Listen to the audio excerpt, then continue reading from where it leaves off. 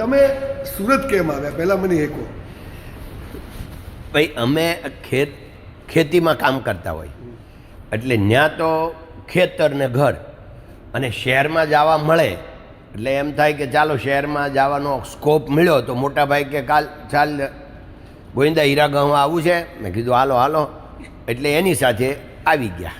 Okay, અહીંયા સુરતમાં આવ્યા, તમારા બધા વિડીયો લોકોને ખ્યાલ છે, પણ 1 ઘંટી કરી 2 કરી, પણ એ બિઝનેસની એવી કઈ શરૂઆત થઈ કે જ્યાંથી તમે આજે 7,500 કરોડનું ટર્નઓવર કરતા થઈ ગયા? એવી કઈ શરૂઆત થઈ, ક્યાંથી થઈ?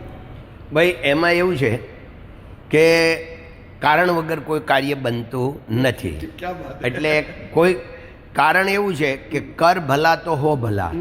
એટલે આપણે કાંઈ એવા સપના નહોતા કે આપણે આવું મોટું થશે ને આવું થશે, પણ મેં ચલતા ગયા ઓર કારવા બનતા ગયા. કાકાને રોકું છું, એક વાત સમજો, આ જે ભણાવે છે ધ્યેય ઊંચો રાખો, ટાર્ગેટ બનાવો, પ્લાનિંગ કરો, કશું કામ નથી આવતું.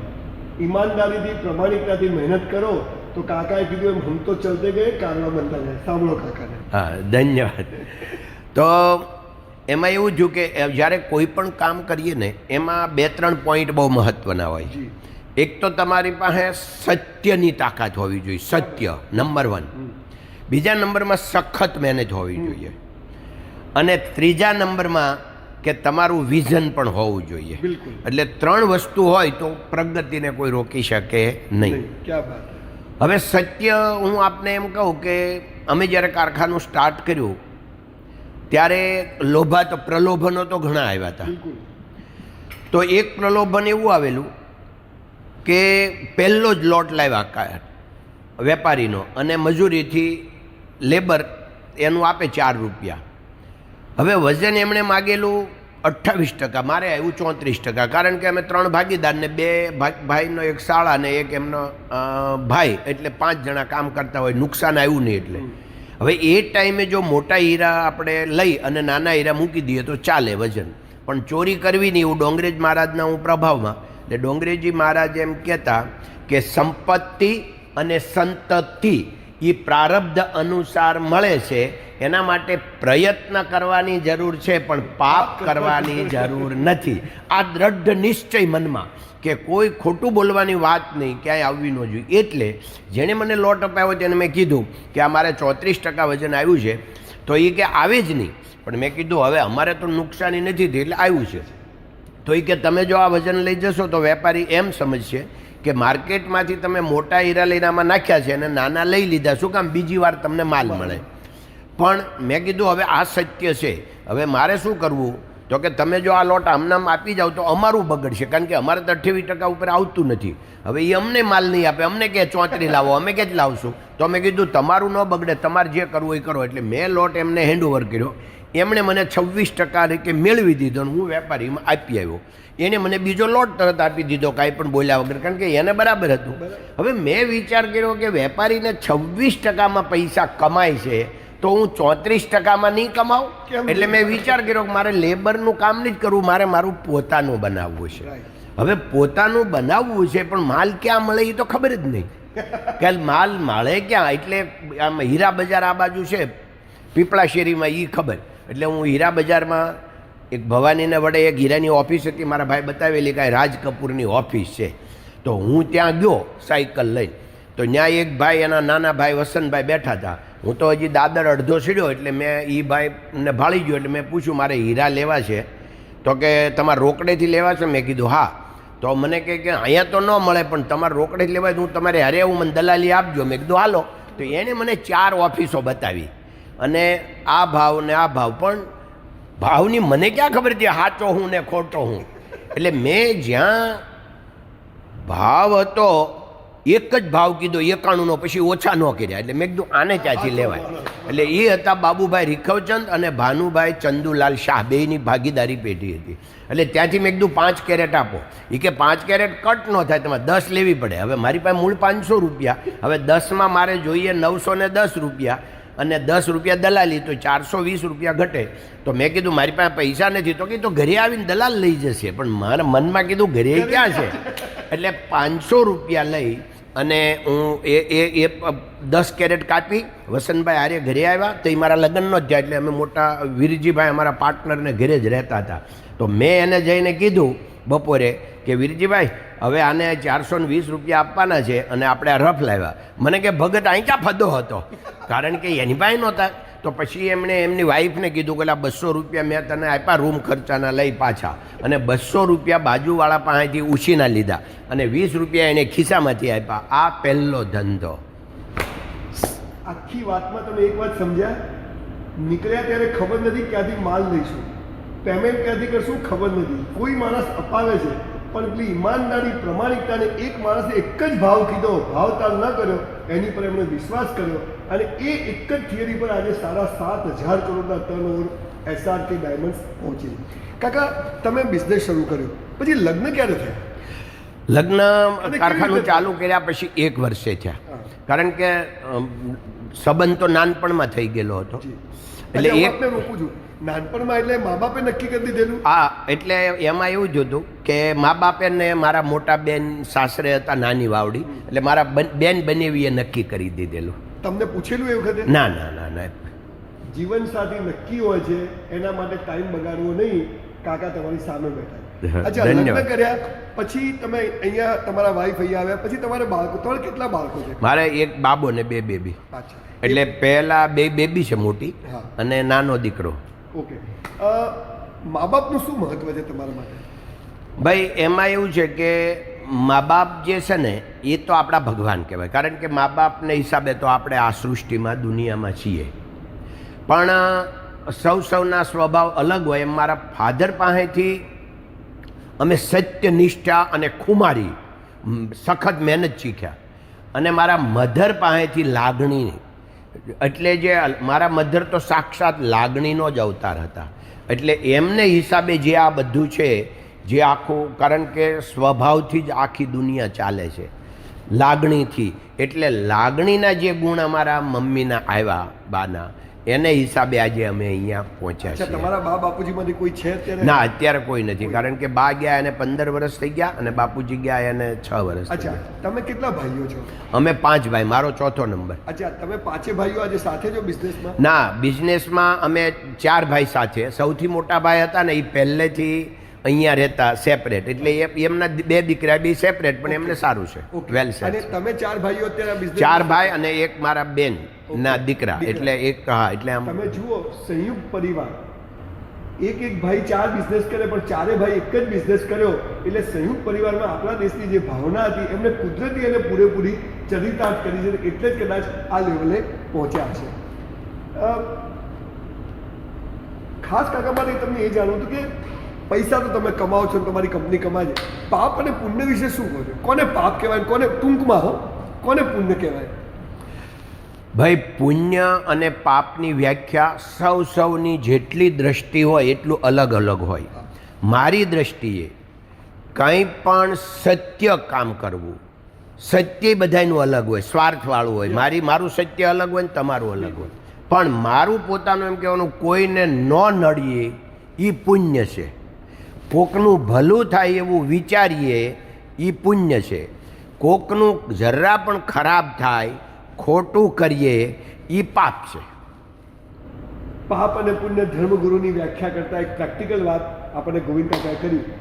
અત્યારે કાકા સૌથી વધારે હું સમાજમાં જે જોઉં છું, લોકો ડિપ્રેસ છે, હતાશ છે. ભણેલા જેમ વધારે ભણે ને એમ વધારે ડિપ્રેશનમાં આવે, જેમ વધારે ડિગ્રી મેળવે ને એમ ટેન્શનમાં આવે.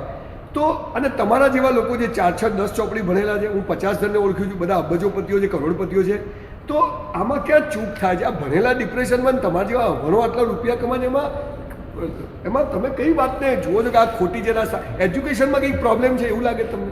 ના, એટલે હું થોડું જુદું માનું છું કે ભણેલા હોય ને એની પાસે બુદ્ધિ વધી ગઈ હોય, અને જીવન છે ને એકલા બુદ્ધિથી નથી જીવાતું. જીવન બુદ્ધિથી નથી જીવાતું, આ લખી રાખો. એકલી બુદ્ધિથી. હા, એકલી બુદ્ધિથી નથી જીવાતું. કારણ કે ડોંગરેજી મહારાજ એમ સમજાવતા કે બુદ્ધિ છે ને વિવેક પૂરતી છે, બાકી જીવન હૃદયથી જીવાય છે. એટલે આમાં એવું છે કે બધાય ભણેલા પણ ઘણા હૃદયથી જીવે છે, કાંઈ બધા જ એવા નથી હોતા. પણ એક વસ્તુ નક્કી છે કે જ્યારે વધારે ખબર પડે, વધારે બુદ્ધિશાળી થાય, એટલે એની અપેક્ષાઓ વધી જાય. અપેક્ષાઓ વધી જાય એટલે એને ડિપ્રેશન આવે. હા, એટલે ભણવાથી બુદ્ધિનો વિકાસ થાય છે, આધ્યાત્મિક લાઈન જવાથી આનો વિકાસ થાય છે. બુદ્ધિ એ નોકર છે, આ શેઠ છે, આ વાત અહીંયા ચરિતાર્થ થાય છે. કાકા, તમારા જીવનમાં એવો કોઈ સમય આવ્યો જ્યારે તમને એમ થયું કે હવે આ બધું છોડી દેવું પડશે, આ ધંધો, એવો કોઈ આવ્યો કે તમને એમ થયું કે હવે આમાંથી તો કંઈક બચવાની જગ્યા જ નથી, સાલું આટલું મોટું નુકસાન કેવી રીતે કવર કરશું, એવો કોઈ સમય આવ્યો? એટલે એવું છે કે જે પણ જંગલમાં રહેતો હોય ત્યાં તો શિકારી પશુઓ ને પક્ષીઓને મળવાના જ, એ તો એવું થયા જ કરે. એમાં આપણે જ્યારે તમે આ ધંધામાં છો, દરિયામાં માણસ રહેતો હોય તો મગર તો મળવાના જ.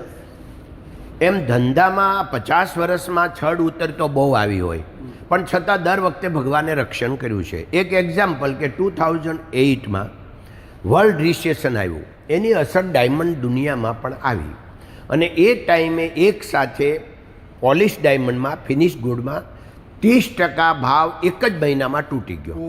એટલે બધાની પાસે જે સ્ટોક હોય, હવે સ્ટોક ઘણાવાર પોતાની મૂડી કરતાં વધારે હોય, એમાં 30% તૂટી જાય તો ઘણાને અડધી મૂડી વહી જાય, ઘણાને આખી મૂડી વહી જાય, અને ઘણાને પોતાના પૈસે ધંધો કરતા હોય અને 30% જ જાય. આવું તો બધું થયા જ કરે. અમારે પણ એવું હતું કે ભાઈ આટલું બધું જ્યારે આ સ્ટોક છે અને 30% ઘટી ગયા, હવે શું કરશું? અને હવે કંપની કાલ સવારે હજી વધારે નુકસાન જાય, કંપની ચાલુ રાખીએ અને વધારે નુકસાન જાય તો આમાંથી બચવું કેવી રીતે? એટલે આપણે કીધું કે ભાઈ હમણાં દિવાળીનું વેકેશન 1 મહિનો છે, ખુલતા વેકેશનમાં વિચારશું. ખુલતા વેકેશનમાં વિચાર્યું કે હવે આપણે આમાંથી 50% સ્ટાફને છૂટો કરી દઈએ, કારણ કે અત્યારે જો આ પ્રોડક્શન કરીએ અને 30% નુકસાન જાય તો કંપની બચે નહીં. તો મેં બધાએ અમારા પાર્ટનરો એટલે બધા ભાણાને ભત્રીજા બધાને કીધું કે જુઓ, આ ઇન્ફ્રાસ્ટ્રક્ચર તોડી ન નખાય, કારણ કે આજે જે આ 6000 માણસોનો સ્ટાફ છે, આપણું કામ છે, આપણા સપ્લાયરને સપોર્ટ કરવો પડે, આપણા બાયરને માલની જરૂર હોય, આપણા જે અત્યારે જે બધા કામ કરે, એટલે આપણે ચાલુ રાખી જોઈએ તો એનો સમય ઘટાડીએ, 30% 40% પ્રોડક્શન ડાઉન કરી નાખીએ, પણ માણસો કોઈ છૂટા નહીં થાય. તો એ લોકોએ એમ કીધું કે જ્યારે આગ લાગે ત્યારે જેટલું બચે એટલું બચાવી લેવાય. એમ અત્યારે તો આખું માર્કેટમાં આગ લાગી છે, વિશ્વમાં આગ લાગી, તો અત્યારે હવે આપણે નાનું થઈ જવાય અને 50% સ્ટાફને છૂટો કરી અને આપણે અત્યારે બચાવી લેવાય. એટલે મેં એ લોકોને એમ કીધું કે આપણું જે ઇન્ફ્રાસ્ટ્રક્ચર છે નંબર 1 એ તોડાય નહીં. કેમ કે આજે ડાયમંડમાં જો માનો કે આવવું હોય ટાટા બિરલાને કે ભાઈ રિલાયન્સને કે 10,000 કરોડ લઈને આવવું છે અને એને કટિંગ પોલિશિંગ ડાયમંડનું કામ ચાલુ કરવું તે નહીં કરી શકે, કારણ કે એની પાસે ઇન્ફ્રાસ્ટ્રક્ચર નથી. ઇન્ફ્રાસ્ટ્રક્ચરને 5-10 વર્ષ લાગે. આપણી પાસે રેડી છે એટલે એને તોડાય નહીં. આપણે માનીએ છીએ કે આપણી પાસે પૈસા બુક્સમાં છે એટલા, ના, આપણી પાસે આ ઇન્ફ્રાસ્ટ્રક્ચર એ મોટી મૂડી છે, એટલે આ મૂડીને આપણે તોડાય નહીં, નંબર 1. બીજા નંબરમાં મેં કીધું કે આપણો જે સ્ટાફ છે એ આપણા બધા ફેમિલી મેમ્બર છે. આપણે એને કહીએ છીએ SRK ફેમિલી મેમ્બર. આપણે કોઈને વર્કર કહેતા નથી, કોઈને માણસ કહેતા, આપણે બધાને કહીએ છીએ સ્ટાફ મેમ્બર. તો આપણા જ ફેમિલીના માણસો ક્યાં જાય? જ્યારે કંપનીમાંથી માનો કાલ ફિનિશ થઈ જાય ને નીકળવાનું હોય તો એ કાર્ય આપણે બધા સાથે નીકળશું, પણ આપણે કંપનીમાં છીએ ત્યાં સુધી આપણા ફેમિલી મેમ્બરો અંદર રહેશે. કાકાને વચ્ચે ઇન્ટરપ્ટ કરું છું. રિસેશન દુનિયાભરની કંપનીઓ છટણી કહેવાય, છૂટા કર્યા ત્યારે એમને ઇન્ફ્રાસ્ટ્રક્ચર ન તોડવું અને સ્ટાફ હોય કે પાર્ટનર હોય, એક ફેમિલી છે, એમાંથી ઓછા ન કરવા, ધંધાનું જે થવું હોય થાય. આવો આકરો નિર્ણય 2008માં ગોવિંદ કાકાએ લીધેલો. સાંભળો શું કહે છે. અને એનો ફાયદો, કારણ કે અમારે તો ભગવાન, બધી અમારી કંપની ચલાવે છે ભગવાન, કેમ કે ભગવાનના નામથી છે. ડોંગરેજી મહારાજ એમ કહેતા કે તમે કોઈ કાર્ય ચાલુ કરો તો ભગવાનને સાથે રાખીને કરો, ભગવાનનો ભાગ રાખો અને ભગવાનના નામથી કરો. એટલે અમે ભગવાનના નામથી, રામ અને કૃષ્ણ બે ભગવાનવાલા હતા એટલે રામકૃષ્ણના નામે ચાલુ કર્યું. હવે લક્ષ્મી તો જોઈએ એટલે શ્રી રામકૃષ્ણ કર્યું. એટલે અમારું ધ્યાન ભગવાન રાખે, એટલે ભગવાને બુદ્ધિ આપી, કારણ કે ગીતામાં ભગવાને કીધું છે દદામી બુદ્ધિ યોગમ તમ, એટલે બુદ્ધિદાતા હું સૌ, એમ ભગવાને ખુદ પોતે કીધું છે. એણે એવી બુદ્ધિ આપી, આપણે તો કાંઈ છીએ નહીં. એટલે એણે બુદ્ધિ આપી અને આપણે જ્યારે કોઈને છૂટા ન કર્યા, ઇન્ફ્રાસ્ટ્રક્ચર રાખી મૂક્યું હવે 2-3 મહિનામાં શું થયું, રો મટીરિયલના ભાવ ડાઉન થઈ ગયા, એટલે પોલિશ ગુડના 70 પૈસા થઈ ગયા હતા, પણ રો મટીરિયલના 50 પૈસા થઈ ગયા. એટલે આજે 50 પૈસામાં માલ લો, 70 પૈસામાં વેચી નાખો. એટલે બીજા કોઈ પાસે માર્કેટમાં બધાને આ પ્રોફિટ થતું હતું, પણ બીજા ઇન્ફ્રાસ્ટ્રક્ચર તોડી નાખ્યા હતા. એટલે જેની પાસે ઇન્ફ્રાસ્ટ્રક્ચર હતું એને જ લાભ મળે. આપણી પાસે ઇન્ફ્રાસ્ટ્રક્ચર એકદમ રેડી હતું, એનો લાભ આપણને મળ્યો. એટલે અમારી કંપની 2007માં ઇન્ડિયામાં 20 નંબર પર હતી, એ 4th નંબર પર આવી ગઈ 2 વર્ષમાં, 9thમાં. તમે જુઓ ભાવનાઓ, કોઈ સ્વાર્થ નહીં, કોઈ ગણિત નહીં. રો મટીરિયલના ભાવ તૂટી જાય, પોલિશના ભાવ તૂટી જાય, અને બેલેન્સ કુદરત કરાવે એવી અડગ શ્રદ્ધા ઈશ્વર ઉપર. અને ત્યારે આ કંપની આજે 7,500 કરોડના ટર્નઓવરે પહોંચે. હવે કાકા જીવનનો ધ્યેય શું છે? હવે તમે તો બધું સેટ થઈ ગયું છે. આમ આજે તમને કોઈ પૂછે કે હવે શું આમ જીવનનો ધ્યેય, બાકીના જીવનનો શું છે, તો શું કહો? એટલે એમાં એવું છે કે તમારા એક્સેપ્ટેશન મુજબ એમાં જવાબ નહીં મળે. કારણ શું છે કે મારો ધ્યેય છે ને, કહેતા બી નહીં, પણ તમે જો કહી શકો કે આ ઉંમરે આ લેવલે આધ્યાત્મિકતા અને ભૌતિકવાદના શિખર પર તમે બેઠા છો, તો હવે જીવનમાં શું એમ થાય કે મરતા પહેલા આટલું તો કરવું છે? ના, એટલે હું એ જ કહું છું કે મરતા પહેલાં કંઈ કરવાનું બાકી જ નથી રહ્યું. ક્યાં વાત! એટલે અત્યારે ડોંગરેજી મહારાજ એમ કહેતા કે તમે બધી તૈયારી કરો છો, પણ કોઈ દે મરવાની તૈયારી કરો છો એ સત્ય છે. ક્યાં વાત! એટલે મેં મારી 37 વર્ષની ઉંમર થઈ ત્યારે મેં મરવાની તૈયારી કરી નાખી છે. એના પછી આ 30 વર્ષ તો વધારાના ગયા છે. એટલે આ મારે કોઈ અપેક્ષા, હું પ્રેઝન્ટમાં જ જીવું છું, ફ્યુચરમાં કોઈ ચિંતા કરતો નથી. ભૂતકાળને ભૂલી જાઓ, વર્તમાનને સુધારી લો, અને ભવિષ્યની કોઈ ચિંતા કરવી નહીં.